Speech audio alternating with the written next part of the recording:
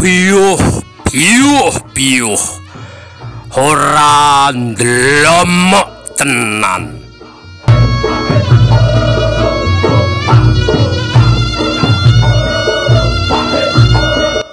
Assalamualaikum warahmatullahi wabarakatuh, sahabat Kibayushima. Kita bahas di mana Reog Ponorogo diklaim oleh Malaysia. Yuk bersama-sama kita melihat sejarah. Pada tahun 986 Masehi, seorang Ketut Wijaya dari Jawa Tengah mendirikan sebuah kerajaan di wilayah timur yang selanjutnya kerajaan itu disebut dengan Kerajaan Wengker. Sahabat, kerajaan ini yang nantinya akan menjadi cikal bakal dari berdirinya kota Ponorogo. Selama 51 tahun antara tahun 986 sampai 1037 Masehi.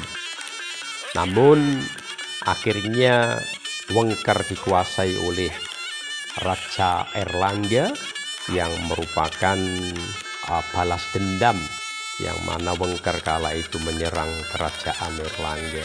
Namun pada tahun 1078 Masehi dari keturunan Ketut Wijaya, Wengker bangkit kembali.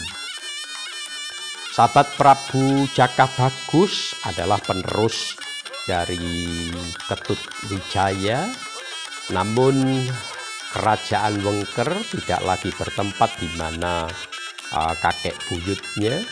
Jaka Bagus mendirikan kerajaan Wengker yang sekarang berada di wilayah Gedong Suru Wonototo, Pangsalan Sambit, Ponorogo. Terbukti dengan situsnya di mana ada Arca Durgandini.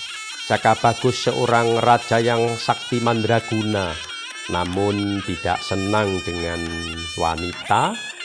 Para remaja yang tampan menjadi kesenangan Jaka Bagus, sehingga akhirnya pada cerita Reog di mana para remaja yang tampan ini menjadi pengendara penunggang kuda yang disebut dengan jatil.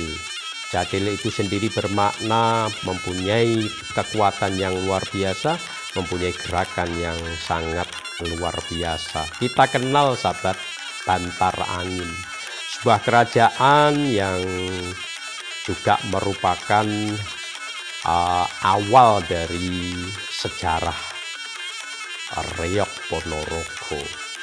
Wewengkon Angker merupakan nama sebuah hutan yang akhirnya wewengkon Angker itu sendiri menjadi Wengker, yakni wewengkon Kang Angker, sebuah tempat yang sangat-sangat menakutkan.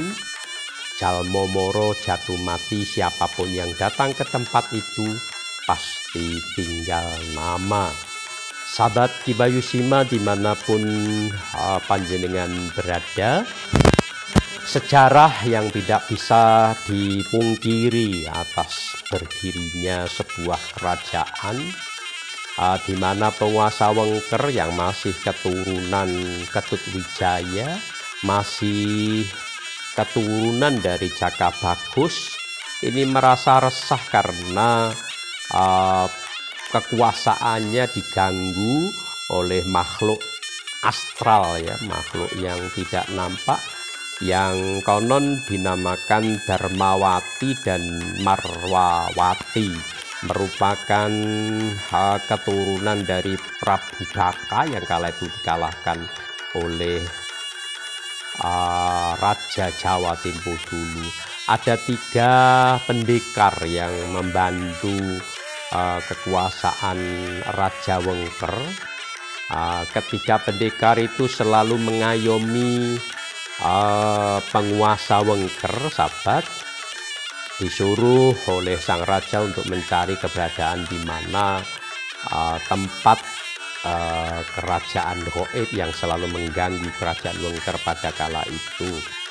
Ketika pendekar itu akhirnya menemukan sebuah tempat yang luas, hutan yang datar yang disebut dengan Bantar. Hutan yang datar tidak merupakan daerah pegunungan.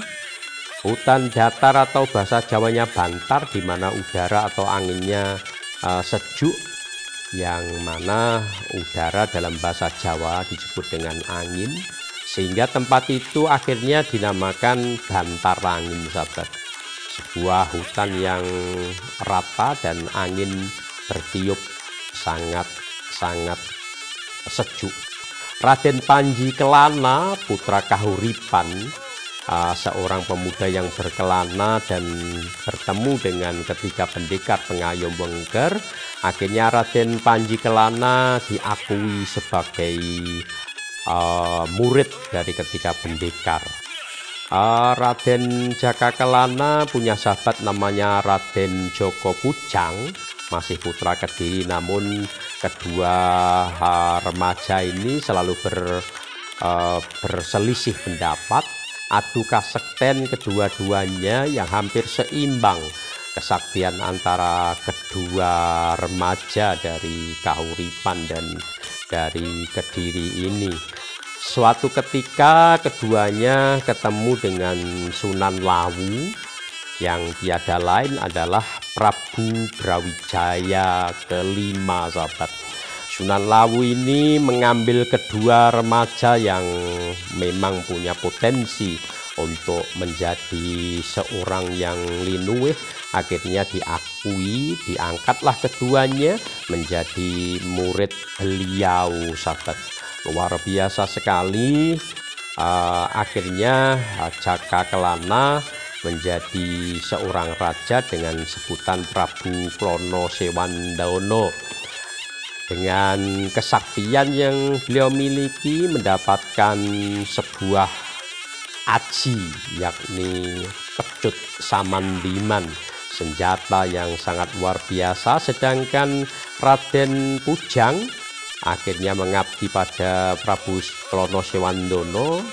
Jabatan beliau sebagai seorang patih yang terkenal dengan Bujang Anom. Bujang Anom mendapatkan aji landak putih dari sang guru,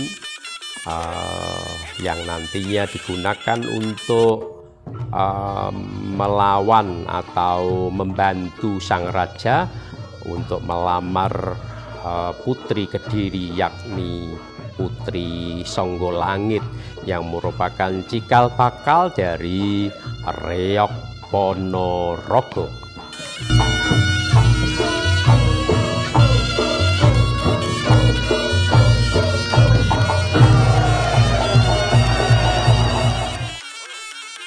Nah, sahabat, pada saat Demak berdiri, Kesultanan Demak berdiri atas restu Prabu Brawijaya V, Raden Patah putra beliau, ada punggawa kerajaan Majapahit yang tidak setuju atas diangkatnya Raden Patah menjadi sultan yang ada di Demak, yakni Ketut Suryo Alam atau Ki Ageng Kutu, dengan sindiran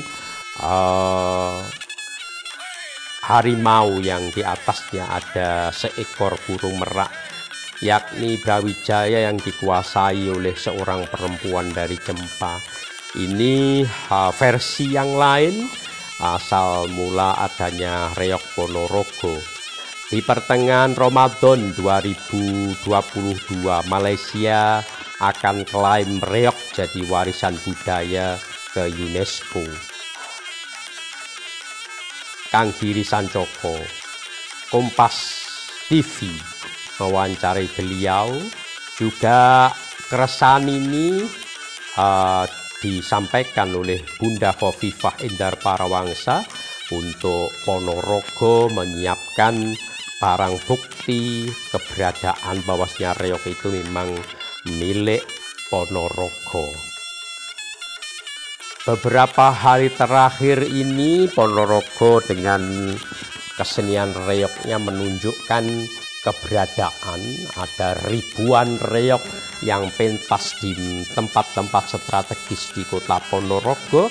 Ini menunjukkan para warok bahwasanya reok yang dimiliki kota Ponorogo adalah memang benar-benar reok Ponorogo, bukan reok yang lainnya.